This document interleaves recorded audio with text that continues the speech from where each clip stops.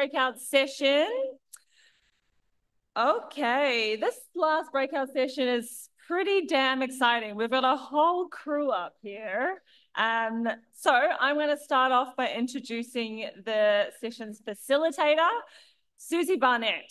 Suzie is the Business Growth and Partnerships team member from Too Good Co.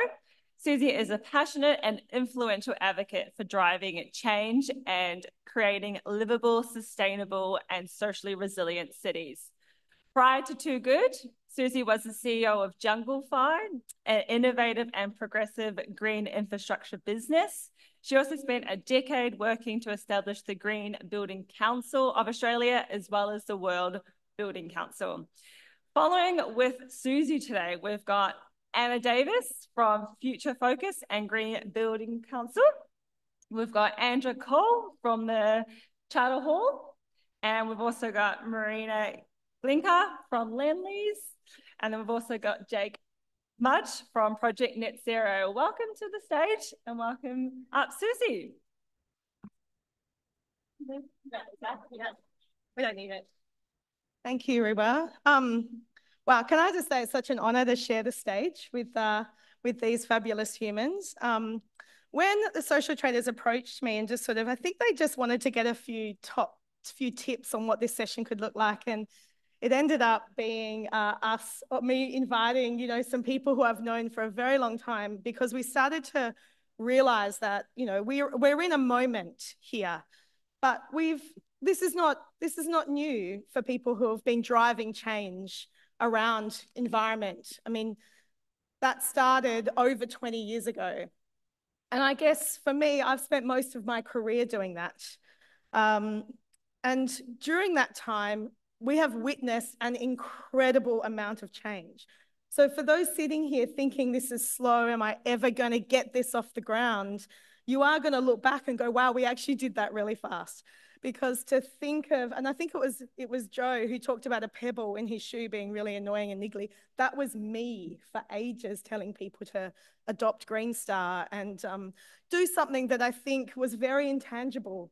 It was just this little thing called climate change, and we were trying to convince people that we had to care and we had to do things differently. And I think I remember being at one of the first Green Building Council conferences, not dissimilar to this. And I remember someone standing up from Collier's, an older gentleman, and he said, our industry has not seen, or it will not see this much change since we invented the lifts in buildings. And it's one of those moments where you think, oh my God, really? Is it really? But the property sector is a very big sector. It's a very big, traditional, highly commercial, hard to move sector. But it's moved, and it actually moved pretty quickly when you think about it. Today, it seems, we look back and we think, wow, I think the first thing someone said to me when I walked in today, they're like, I'm here because social feels like harder, more complex. Like, unlike the environment, like it's just easy. We've got metrics, we've got people who know what they're doing. We've got reporting systems. It feels easy, but honestly, it did not. Did it, guys? It did not feel easy. So to get the industry to shift 20 years ago, what were some of the things, we did? Because it took a lot of convincing, but we had to create, and the thing I feel is quite different to what I'm thinking now is we had to create the strongest commercial business case for going green that you could imagine. We had to prove that it was going to make money, not just a little bit of money, a lot of money, more money. That what they were going to do by doing good around the environment was actually going to attract better tenants, longer lease times. They honestly didn't care as much about the doing good part. It was the making money part. So we had to create a really strong commercial business case. But we also had to do a huge amount of storytelling and vision creation. We had to take something like climate change and make it tangible, which was really, really incredibly hard. But that's why we had to come up with a lot of data metrics, a lot of ways to measure. And I think social and measuring social, I think it's different. I don't think it is. It is different. I'm now on the side of a social enterprise with Too Good. And when I went in and I thought, yeah, we're going to measure this, how do you measure changing someone's life? How do you measure that? We do, and we try, but it's different. It's not like measuring how many light bulbs you've changed out of the building or how many reams of paper you've saved and all those easy, well, we didn't think they were easy, but they're fairly easy metrics. So we've got lots of questions. You know, it is now the era of where business is putting their attention into the S in ESG. Environment, social, governance. And I've got people on this stage who are actually not just a part of it, but they're leading it. So questions I have is, you know, why is this important now? How do we deliver on it authentically? What can we learn from our last couple of decades in driving environmental change? And in our pursuit of environmental change, you know, social is intrinsically linked to that. So, you know, I think we've already had some wins, haven't we? So I'm going to go to you first, Andrew, because you were there, like when we started doing this in the beginning. You know, that whole environmental movement. And I think you'll agree, like we are really bearing witness to our next big change, aren't we? We are bearing witness to this greater, the role of property in social cohesion and equity. You know, so can you just share with us, you know, do you see a correlation between the two? How are you being driven with your role at Charter Hall, one of the most commercial property companies in Australia? What's it doing? Like, how does it impact your role? Thanks, Suze. And thanks for also bringing up multiple decades when this all began. Hey, we're old. Maybe when that photo was taken. I think absolutely there's a correlation. And I think what really sparked Australia's green building movement was an international event that Sydney hosted in the year 2000, which in many ways is all about connecting culture, connecting humans. There's a bit of competition, there's a lot of collaboration. And I think they are actually principles that lift out of that single event and as what's driven green buildings and their application here in Australia. I think in Australia, we have a property sector that is hyper collaborative. Mm-hmm.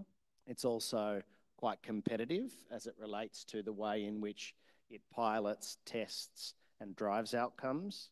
But some of those early projects here in Australia actually were like little living laboratories for technology, energy efficient plant and equipment.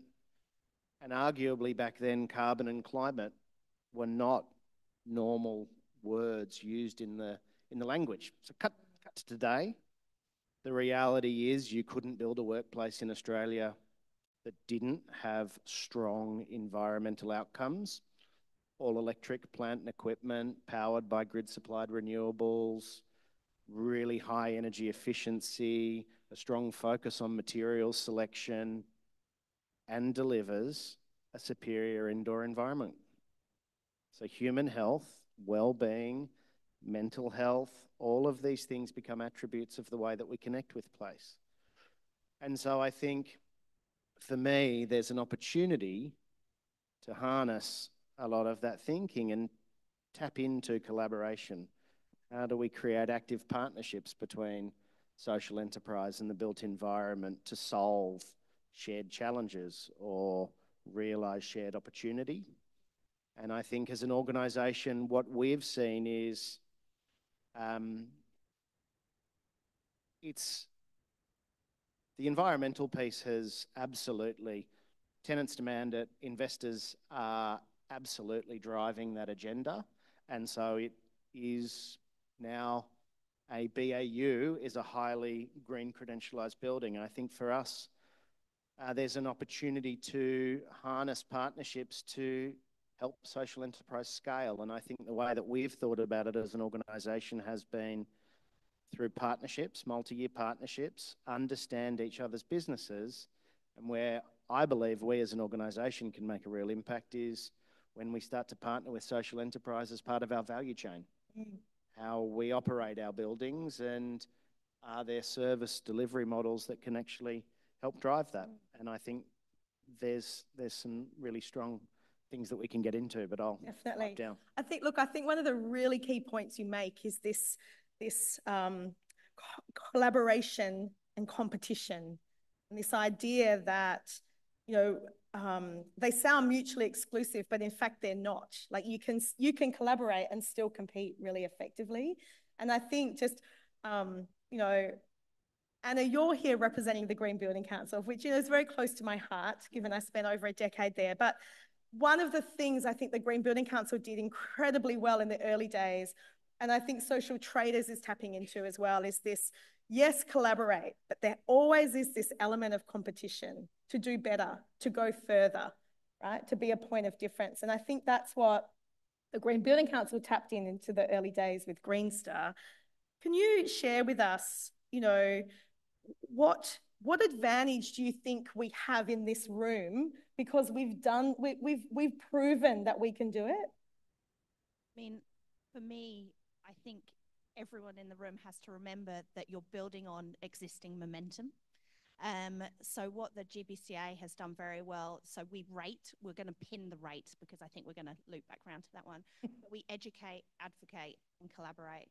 And we've created this incredibly dynamic community. You know, you had your initial agitators, Suzie, Andrew, etc. But now we've got this real sense of, I said kind of radical honesty earlier as well. Like we deeply share our failings and we share in each other's successes. And I think the social is now standing kind of on the shoulders of the progress that has been made, shifting people's viewpoints on environment. And I think there's such a good starting place for social impact, social value, especially in the kind of built environment realm, you know. So I think that's great. Honesty, like I think that's incredible. Like I feel like in the social enterprise space, there's a lot more honesty and authenticity of how we deliver true, deep, life-changing outcomes, right? And so I'm not sure that, I think in the early days of environment, you could sort of hide a little bit. Let's face it, I'm going to swear, there was a shit ton of greenwashing going on in those very early days because no one really understood it yet. So you kind of got away with it a little, right? Or those who wanted to push it got away with it. Volkswagen. Others didn't, you know, and they got found out. And there's nowhere to hide now. And the honesty is real. And I think this is refreshing for some of the big corporates because they want the honesty as well. They've already been there on the E. They know where it's at. They want that true, authentic, genuine thing that makes people feel connected into the community, right? Absolutely. And we see some of the kind of key city shaping projects integrating amazing social experiments, you know, public art in the metro stations. Oh my word, how wonderful is it to enter those stations? Like I think it really is a new way of thinking. Yeah. And I'm so excited to see what the next decade is like. Yeah. I think that's an awesome segue into what your role is at Lendlease, Marianne, because you are on the development side. So you're the one actually doing it. So, you know, Andrew's reporting to the shareholders and the board, and, you know, Anna's leading from an industry perspective. We'll get to you, Jack, because you play an incredible role as well. But Marianne, you're delivering the E and the S. But the S is kind of, you've experienced how to do that, and you've had to influence to create the project first. How have you done that? How did you? Yeah. And can you just share with people, because probably not a lot of people know, I don't know if we've mentioned the Metro and we tie into Victoria Cross. Yeah. Can you just share with us sort of what that project is, what it means to you, and how you got it over the line? Yeah, sure. So I'm working on the Victoria Cross Tower in North Sydney. And part of my position there is setting up the building for operational readiness and day one. And we have partnered up with Too Good Co, who you are probably all aware of, brings women out of domestic violence environments and back into the workforce. And, you know, getting that partnership going for our lobby space, so the lobby cafe, we have a community hub, and the concierge, definitely wasn't smooth sailing at the beginning. We have a lot of stakeholders and people to take on that journey. But my advice would be there's only 3 or 4 people, probably in my case, 2 or 3, that you need to convince that this is a good idea. And there's a few ways, like to tell you about the journey we went on, there's a few ways that we were able to do this. So firstly was the financial, getting them on board that this isn't going to be a disaster if it falls over. You're not losing a big amount of money. You need to look at your project holistically, and we can mitigate the risk. So as the developer, before our conversations for approval, we mitigate risk. And then the fun part was taking them on the journey to the Too Good lunches and really selling them on the quality and the story of Too Good for the building.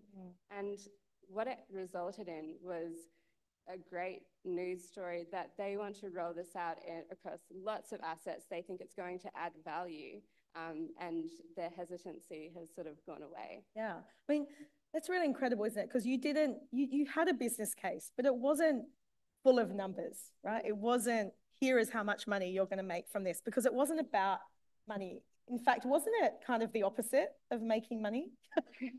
Yes. Which just sounds really, hear me out. But normally, a developer, when you sell that building, there'd be money to be made in the foyer, right? With a cafe and I think, I mean, this is safe space, right? I can say this, but how many times have people in the audience experienced someone offering you an opportunity as a social enterprise because they can't get anyone commercially to do it? I mean, that exists, right? They're like, well, we can't make this commercial, so I know, let's just get a social enterprise in here to solve our problem. Yep. Right, and that just, right, exactly. And that's what we all have to do, say no, because that's not okay. We all have to make money because that's how we survive and that's how we become a sustainable industry. And I just want Marianne to talk about that, because that's why Too Good said no several times to the option until we worked out what the deal looked like. Yeah, absolutely. And it's that risk sharing scenario for Lendlease and for Too Good. But what we actually said to the investor as well is our lobby is one level up from the ground plane. So no matter who you get into this space, the situation's going to look the same. You don't have the foot traffic.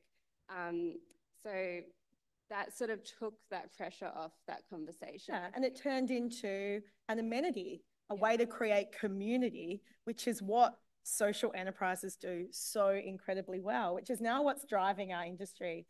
Now, Jack, you've also had an incredible background. Like, you came from the mining industry, which is basically the origination of CSR and community, and, you know, they mine and then they leave a whole town behind, right? And you're now Project Net Zero, and you're working with Mirvac, is that right? Mirvac's one of your customers, but you're working across the built environment.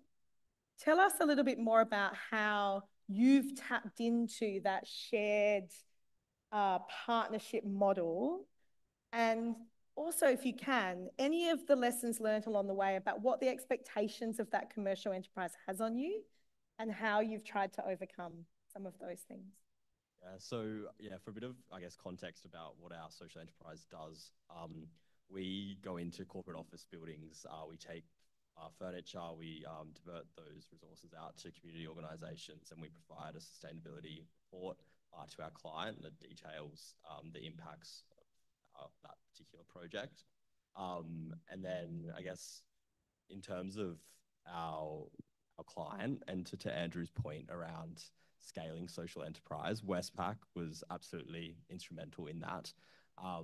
We were really fortunate in our early days we piloted our model with a number of small branch projects when they've been merging with St. George and the Westpac branches. And then we because we had that consistent ongoing work, we're able to kind of build on what our model looked like, and then slowly bring it to bigger projects where we were able to really, I guess, expand the scale of projects. So we went from kind of 50 items, pieces of furniture, say, to our most recent with Mirvac, which was 8,000 items. Wow. Out at Western City Uni. So it was a huge feat in terms of that. But I think the point that I want to make is we would not have been able to do that without that consistent ongoing work that Westpac has provided us with, because that's how we build our model. That's how we built our business. Partnerships are incredibly important. You mentioned that too earlier, Andrew. Like, how do you, I mean, I would love to hear, and I think if, you know, an example, and I think, Marianne, you've given the two good stories, so you can opt out of this one because that's an incredible story. But Andrew and Anna, like, you know, you would have seen partnerships thrive, but you've probably also seen them not do so well either.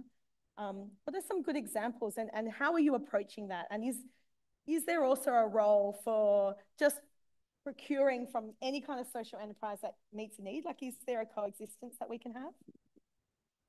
Great question. I think we, as an organisation, established that where we wanted our community investment to go was in two key buckets. But the first was around supporting vulnerable young Australians through pathways or meaningful employment outcomes. And so we established state-based partners. And one example, that 3-year partnerships, Dismantle is our employment partner in Western Australia, and they provide a range of services for vulnerable young Western Australian individuals. And today now they provide landscaping services as a social enterprise to 6 shopping centres in WA. Now that's an example where you take a partnership, you understand capacity, you understand some of the key opportunities to drive resourcing and opportunities, and you're able to map that to the value chain. Doesn't always work, and it doesn't always have to work, I don't think, but I think for me it's about having a two-way conversation and understanding where are those opportunities, what are the shared challenges, and how can they co-create solutions. And I use that as an example. And you know, we similarly have partnered with Too Good in a number of different ways, but today Too Good provides soaps to our office-based buildings. Now that's a competitive soap contract and tender that would otherwise have been offered out to the market, and it's material. And the fact that that has been able to support, and there's capacity and capability and that shared ambition, it comes through partnership. And I think, you know, arguably, and I think understanding challenges for social enterprise, specifically with the backdrop of a pandemic, helped pivot some of those models, you know, and I think it's understanding where challenges exist and co-creating or co-designing solutions and partnership. That I think is a really strong opportunity. Yeah, I agree. And so I'm gonna move to reporting and measuring. Yes. Because we can't not talk about that, right? And I think it's probably one of the biggest challenges coming at us from a social enterprise perspective, because we do things that are about people and about their lives and changing lives. And I know that, you know, what we say at Too Good is, you know, we lift one woman up, but by lifting one woman up, you lift up her entire family, which lifts up an entire community, and it keeps growing and amplifying. So I can't even begin to imagine how to measure that. But I also know that sectors, you know, we need to have some kind of measurement, because without that, we are going to get the rise of people not doing the right thing. How do we do it? Can you solve it today? Absolutely. I've got 5 minutes. No, I think that one of the things and themes that Andrew has touched on really well is you actually can't have competition without measuring something, okay? And you can't improve something that you don't have a baseline for. And Suzie knows this is actually, or Suzie feels this is kind of contrary to my politics, my personal politics, I hasten to add. But the scientist in me knows you need to know where you're starting from to be able to see that step up. And I think it's critical. And I think it's been critical to the journey of E. It's head and heart, right? Jack, have you been asked to provide any metrics of any kind or outcomes to any of your partners? Yes, definitely. Yeah, so I think, probably going to round out on another point, I think from my experience in mining, I think you'd be hard-pressed to find an industry that has had the amount of investment in terms of social baseline studying and the impacts of what mining has on the communities that they operate in. So that was a huge learning curve for me when I was in Northern Territory.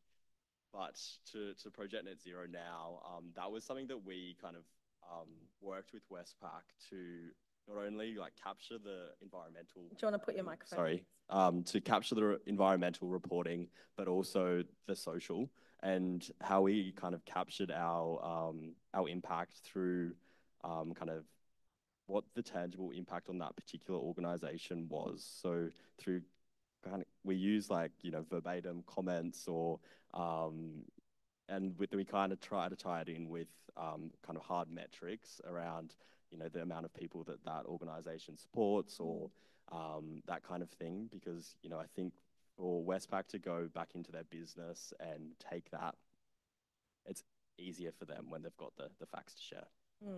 It really, data and storytelling need to sit up side by side, don't they? Marianne, are you having to report, like, the storytelling gets the heart space, right? You used that method to get your 3 key people to make the decision. But I imagine you're going to have to, someone at some point is going to say, give me some metrics. What kind of social impact have we had at Vic Cross? Exactly, yeah. So I think the decision was like pinned from an emotional point of view and helping, but then from continuous reporting going forward, we will have to look at the initiative and how it's tracking and what the impact has been, just from a corporate perspective. But I should add on the storytelling piece, it's also the story that we're telling out to the market that builds that competition and promotes other developers doing the same thing. Follow suit, So I think that's a big part of it as well that we can't ignore. If they see us doing something successful or vice versa, if we see Charter Hall getting tenants because there's a social enterprise in one of their buildings, that drives the competition. I think, and it kind of brings everybody along with it and brings everyone up. And I think if anyone's, in a social enterprise and you're not doing any kind of reporting, I suggest this is something to start thinking about now, because if you have to think about what kind of data is going to tell your story alongside of your visuals, your video, and your actual written words, that's going to convince people who have not been there at the beginning that this is something they want to keep going with. So it's not going to go away as much as, like I've been told at Too Good, they're like, Suzie, we don't need data. Just tell them to come visit us and they can make lunch with the women and they'll see that we do really real things. And I'm like, yep, I can do that, but it's only going to get you so far. So I think if you're not thinking about your data, particularly at that end point, so if you are changing lives and it is about people, things like, things can be measured, but people, it's harder. So start thinking about what are the global metrics and surveys and questions you can be asking people that you can start to build so you can have a really strong business case when you are asked for those metrics. I think there is an actual measurement session coming up, so I think we're going to leave that conversation there. And so we are very close to time. And I have a question, but I thought I would just go to the audience if anyone has any burning questions. It's pretty late in the day, I know. Yes. Wait for a mic.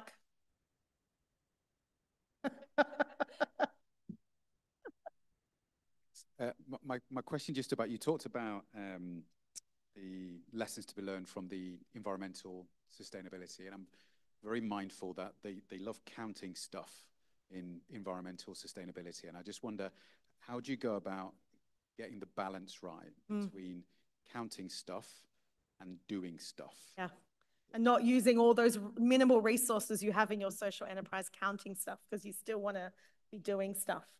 They want to have a crack at that? Sure.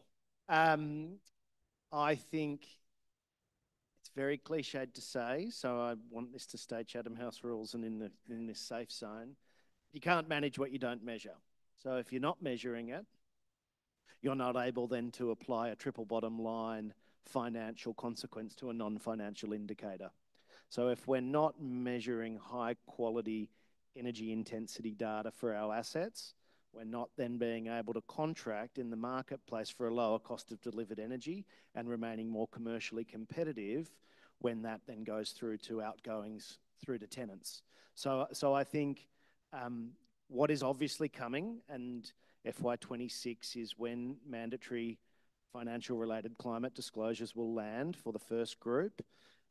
We have an environment in Australia today where 402 companies measure and collect their Scope 1 and Scope 2 emissions, and they report that. They've been doing that since 2009. By year 3 of what's coming, there'll be 20,000 companies.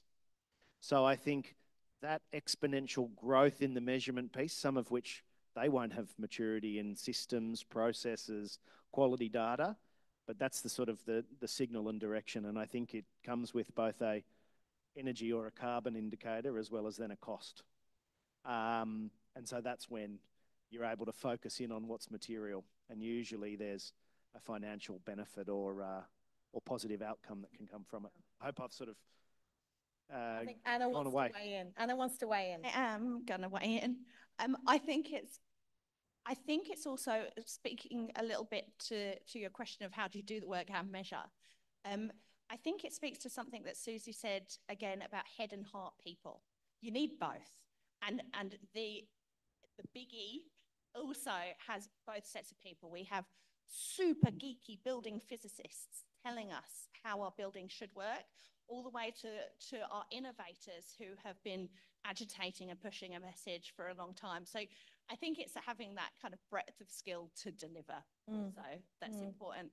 And as my old boss always used to remind me, accountants exist, Anna. So people must like to measure things, or some people like to measure things. So I think that's one thing that I would say to that. It takes that spectrum of people to achieve a goal. Agreed. And I think that's an excellent point to finish on, because I think that head and heart, that working to the strengths of the industry, and I think from a personal perspective, having been on the head side, and I feel like I'm on the heart side, but I've also got a foot in the head side. But finding those partners, finding those companies, because within those corporate companies, you will have a whole team of ESG experts. And they're probably more expertise is in the E, but they're building it in the S, right? And these people will help us solve it, right? And so the collaboration is there. The want is there. Don't be afraid to ask for their help. That is part of the partnership. And in fact, you might, along the way, unlock an incredible way to demonstrate both data and storytelling value. So enjoy the ride. Know that change is upon us and that you are the change makers. And know that one day you'll probably be standing or sitting on this stage reflecting on the amount of change that you did in the last decade. So thank you. Thank you, everybody.